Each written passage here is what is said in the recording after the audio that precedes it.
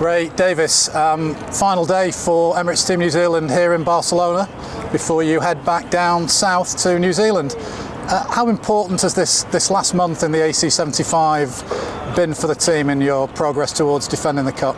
Yeah, no, you're right. Last day for us here in 23. It's been absolutely critical for us to have come up here and experienced Barcelona and the conditions, and we've seen everything. We've seen perfectly flat 7-knot days where it would be incredible light air conditions, and we've seen 21-knot days with big seas and everything in between, and Barcelona, what we've learned, Barcelona can offer all of that up. Now, yesterday you were out in some pretty heinous conditions in terms of sea state, but not a lot of breeze. Today felt like more breeze off the land, but probably a better sea state, but still difficult. Can you contrast the 2 days for us? Yeah, no, they're quite different days, but for sure, yeah, yesterday was quite dynamic. The wind had shifted from the morning breeze from the northeast, so we end up with a southwesterly breeze, so the sea state was quite different to the wind, and there's a lot more breeze offshore, very light near the beach, and would have been a very tricky day to have raced, and a very significant seaway, but manageable. And then again today we had a big sea state, still up around 2 metres, and again the offshore breeze was anything from 24 knots at one point down to sort of 13 knots, so pretty tricky when it's offshore, very, very shifty, and back to your normal sort of heads out of the boat conditions. The boat behind you has served you very well. It won the last Cup, and it's been a great workhorse and test bed for you. I asked Curly Salthouse yesterday, what's the future for this boat? He wasn't sure. Yeah, no, Te Rehu has been absolutely incredible. We just had a pretty special team photo with everyone on board, and you know, it's always a bit emotional, you know, when a boat like that's just given so much to the team, and a bit of an end of an era with it for us. Who knows what its future is? We certainly need to grab a few parts off it for the next boat. That's the way we operate. We don't double up on too much kit, so we'll grab some equipment off it, but yeah, who knows whether it ends up in a museum or it ends up to another home. Not sure. I know you can't tell me any specifics, but how different might the next generation of AC75s look when we see them launched in the spring next year? Oh, they'll certainly look a bit different. Everyone's designs will be locked in now, so yeah, you'd hard to imagine everyone's going to look the same. And I think if they all look like that, they'll be second generation boats. I think, you know, life moves on and designs move on, and yeah, you'd be expecting some changes. Final question for you, Ray. If you had to rate the team against your plan, where are you now? Are you on plan? Are you ahead, or are you slightly behind? I think we're pretty much on track. I don't think we're miles ahead. We had a bunch of testing goals we wanted to do here. We got through those, but it wasn't a long list.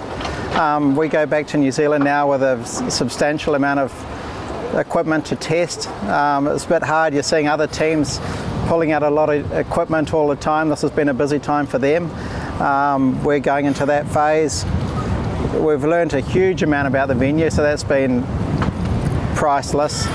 And you know, we've done a lot of good sailing and learning how to sail on the course here, so that's been invaluable too. So yeah, it's pretty much where we hope to have been. I don't think we're miles ahead, but we're certainly not behind where we wanted to be.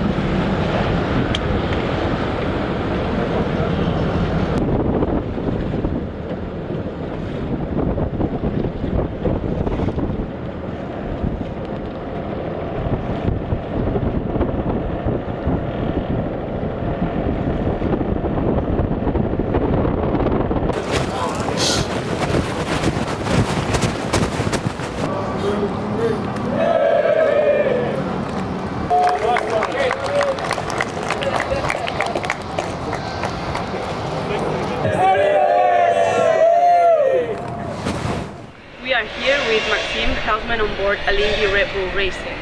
What are the tricky conditions for you guys sailing today in Barcelona? From your position on board the 75, how would you describe today's wind and sea state conditions? So yeah, today was one of our trickiest day we never had here in Barcelona. It was like big wave, as you said, more than 1 meter, and very short period. So it was very hard to manage the boat on the wave, and as well the wind was not helping because it was coming from the shore, so very patchy. So a lot of difference of pressure and making the day very hard.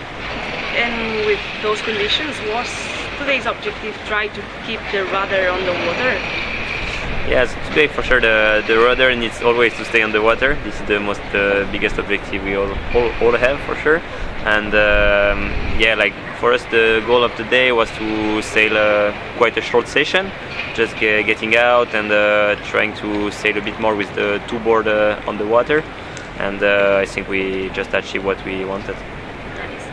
And we saw you sailing a lot with both of your foils down. Is that for stability, right? Yeah, it was one of our training. It was as well for training from the pre-start, and when it's a big wave like this, it's sometimes a bit easier to have the two board on the water, and just to find the good stability and the way to sail maybe on this very big wave. Yeah, because we saw you today with both foils down during a complete downwind. How difficult was to maintain the stability with the conditions outside?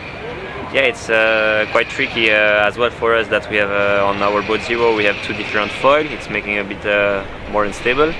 So we just work on that and how to manage the cant, if we want to go cant out or more differential. And we just trying to do our best on this wave and for sure to be better.